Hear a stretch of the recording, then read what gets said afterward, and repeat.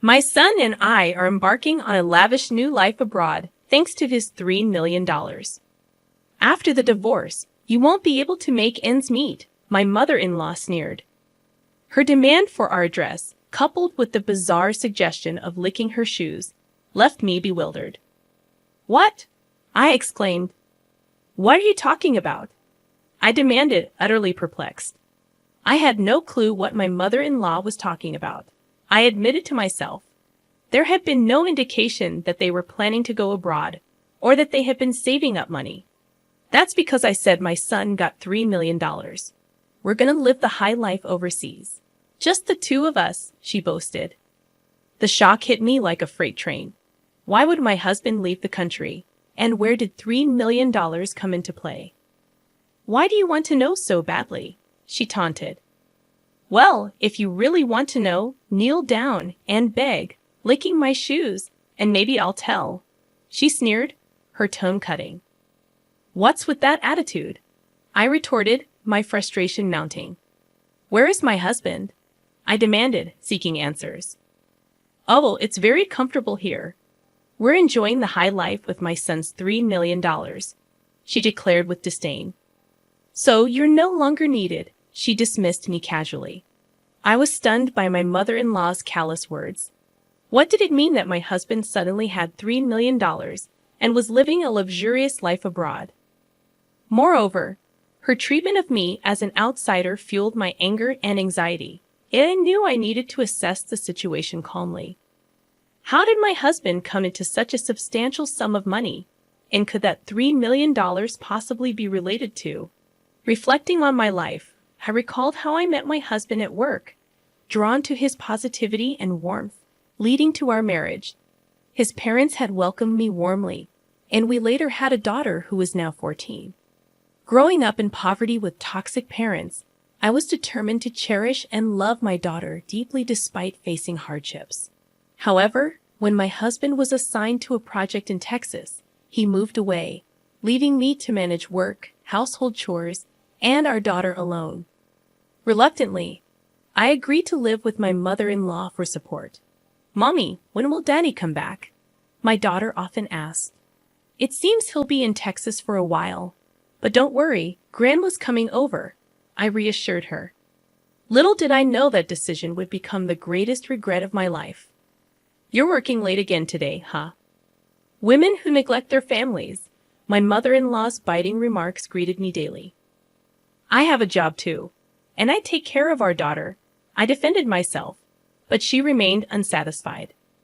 When I was young, the family was everything. The thought of working outside never crossed my mind, she'd reminisce. On the day my daughter achieved good grades at school, she claimed credit. It's all thanks to me. What's the point of you? Maybe we don't need you around. Despite her minimal help with my daughter's homework, I had been the one primarily responsible for her education. Whenever I made a minor mistake in the kitchen, she would criticize me sharply. How did you and my son even survive before with such poor cooking skills? I'm doing my best, and everyone has their own way of doing things, I would retort, my patience wearing thin. She doesn't do her chores, she complained to my husband. Mom, she's working too. Please try to understand, my husband would interject. However, as we continued to live together, the relationship between my mother-in-law and me became increasingly strained. With my husband miles away, I felt more isolated. One day, feeling overwhelmed, I decided to call my husband to discuss the situation. Hello. You okay right now? Yeah, I'm good. What's up? It's kind of late.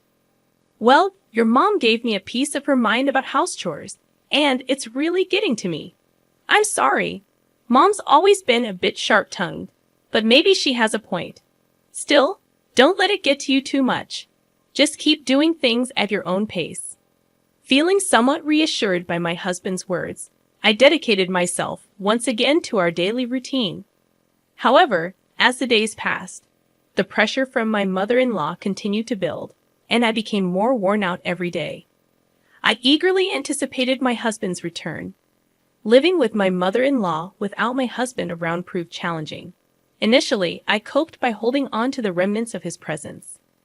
But as days turned into weeks, Her behavior became even more unbearable, and I felt crushed under the weight. She nitpicked everything I did from dawn till dusk and criticized me constantly. When I made my husband's favorite rice dish, she coldly remarked, "This tastes terrible. Who'd eat this?" Whenever I took a short break, she would chastise me with, "How can a woman who can't even handle household chores take a break?" I never had much confidence in housework. With my husband, he would just laugh off my little mistakes. In front of my mother-in-law, I realized I had no room for error. I think the way she treats me stems from her excessive love for her son. She seems unable to accept that he got married and moved away from her. This experience solidified my resolve never to become an overbearing parent like her. One day, after treating myself to a small shopping spree at a local mall, my mother-in-law got wind of it. When I got home, she was waiting for me at the entrance fuming. "How could you think of going out for fun when your husband isn't home? What do you think is happening with the household chores? I thought I needed a little break." A break? In this situation, all this trouble is happening because of your ineptitude. After that, I awaited a call from my husband, hoping that hearing his voice might lighten my mood. However, the content of his call was far from what I expected. "I've got some bad news. My work in Texas isn't going well. I got into gambling, and now I'm in a tight spot financially. I've also accumulated quite a debt." "What? Are you kidding me? Gambling? In debt? This is way out of line. What's going to happen to our future and our daughters?" "I'm sorry, really sorry. I feel stuck right now, but trust me, I'll find a way." "How? How do you plan to handle this? How much do you owe?" "I'm working on a solution." I always thought of my husband as a sincere person who would never gamble. He was always punctual for our dates, and after we moved in together, he always came straight home from work. He would always thank me whenever I cooked or did laundry. It's because he was so sincere and honest that I married him. But with him away and the constant criticism from my mother-in-law, my life felt unbearable. "I can't believe someone as useless as you married my son." My heart was sinking into despair. Since my husband started working away from home, I've been constantly criticized and blamed by my mother-in-law. And my husband's recent confession deepened the despair I felt inside. His debts, the gambling issues, followed by an onslaught of more criticism from my mother-in-law. I couldn't handle it anymore, and one night I left the house and found myself crying on a park bench. Then one day, my mother-in-law discovered a secret from my past. At dinner, she used it as ammunition against me. "So, I heard you used to work in a nightclub, huh? Shame on you for raising my grandchild after working in such a place. How did you find out about that?" I was telling an acquaintance about how useless my son's wife is and showed them a picture of you. They recognized you. Apparently, you weren't even good at that nightclub job. In my past, frustrated with a mother who never worked and always partied, I left my family home. Struggling for money, I found work at a nightclub. It was a time from before I married my husband, a secret I believed even he didn't know. I was at a loss for words. I had never imagined my mother-in-law would discover this about my past, and she continued to use the secret to berate me further. "I can't believe someone like you is the mother of my grandchild. I'll tell my son and have you kicked out." The depth of my despair grew even deeper. My married life with my husband, all the efforts I've made, and the future I had envisioned felt as if everything was taken away with her words. The communication from my husband dwindled. I feared he had started to doubt and suspect me. One night alone in my room, I reflected on my life, meeting my husband, our marriage and our current circumstances, and the constant blame and accusations from my mother-in-law. I felt I couldn't go on like this. I can't take it anymore. Whispering these words, I stepped out into the silent nighttime streets. The hushed streets echoed the hopelessness enveloping me. My mother-in-law's harsh words reverberated in my mind, my past, my secrets, and my present, all targeted by her criticism and blame. On a park bench, under a starless sky, I sat contemplating the darkness within my heart. Suddenly, a familiar voice approached. "Mom, why are you here?" My daughter sat beside me, holding my hand. Mom, don't let Grandma get to you. You work hard at an IT company, and you've been through so much. You're strong. Thank you, but maybe Grandma has a point. Mom, Grandma's just stuck in the past. In today's world, you should be proud of any job you've done. I'm proud you worked at a nightclub, really. Yes, because it shows you've always tried your best for us, no matter the circumstances. Don't let Grandma's words control you.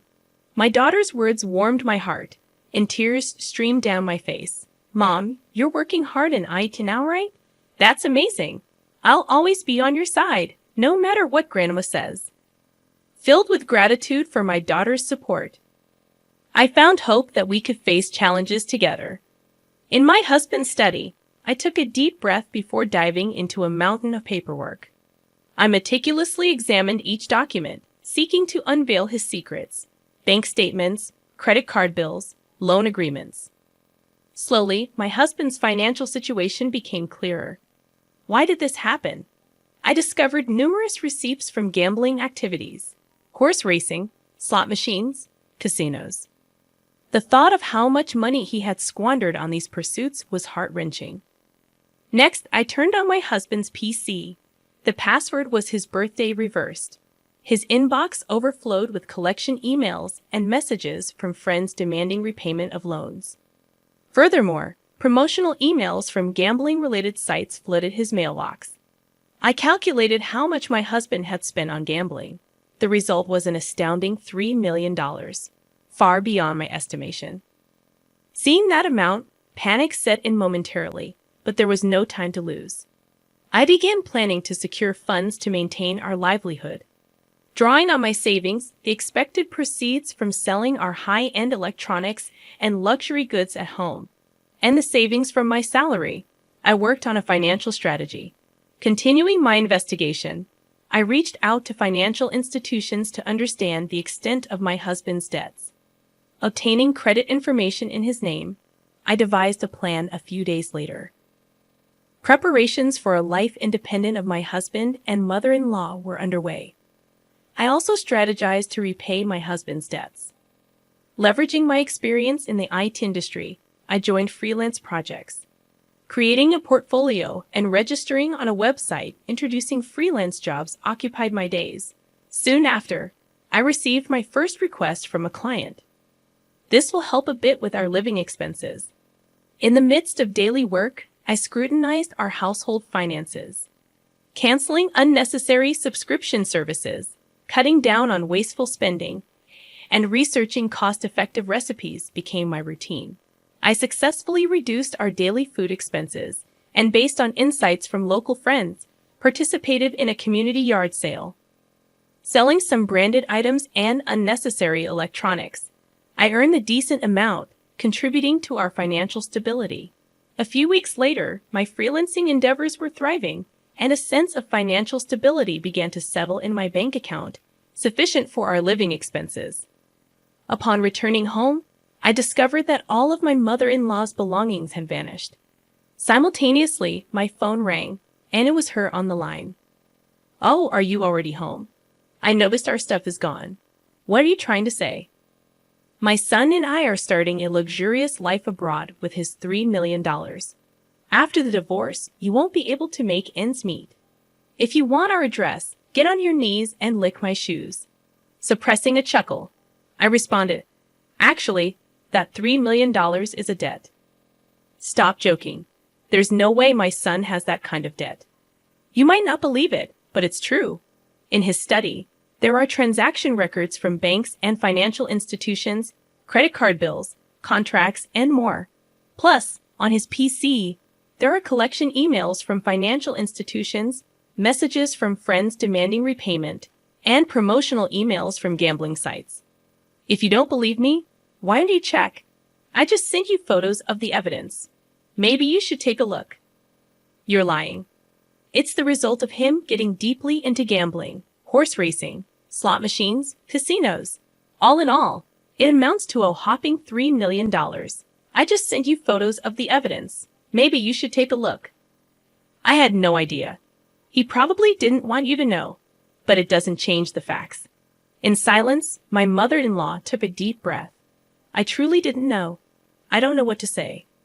Without another word, I hung up, resolving to begin anew. Shocked by the actions of my husband and mother-in-law, I focused on forging a future for my daughter and me. Later on, my husband called. I'm so sorry, truly I am. His subdued voice did little to quell my anger. Why did it come to this? Our family is falling apart because of you. I never thought it would come to this. But when I decided to go overseas with Mom, I couldn't see a future with you and our daughter.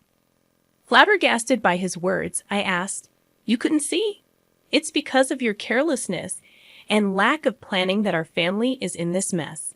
I know that, but it's too late now. I made a promise to Mom. Promise? What promise? One to sacrifice our daughter's future and grab a paradise just for yourselves. His silence was met with his sobbing on the other end. Calmly, I hung up the phone. The reason my mother-in-law confused assets with debts was due to a bill of $3 million that suddenly arrived at our home. She mistook the $3 million bill for a lottery-winning notice. She began planning her dream relocation overseas and approached my husband about it, unaware of his mother's misunderstanding and thinking starting a new life overseas would allow him to escape the debt problem. He accepted her proposal, mistaking a bill for a lottery notice. After that, I kept my anger towards my husband and began looking for a lawyer. I was set on preparing for divorce, claiming compensation for emotional distress and child support. Now, a new life was about to start. A life for me and my daughter independent from my husband and mother-in-law. I consulted with a lawyer about the divorce, emotional distress compensation, and child support claims.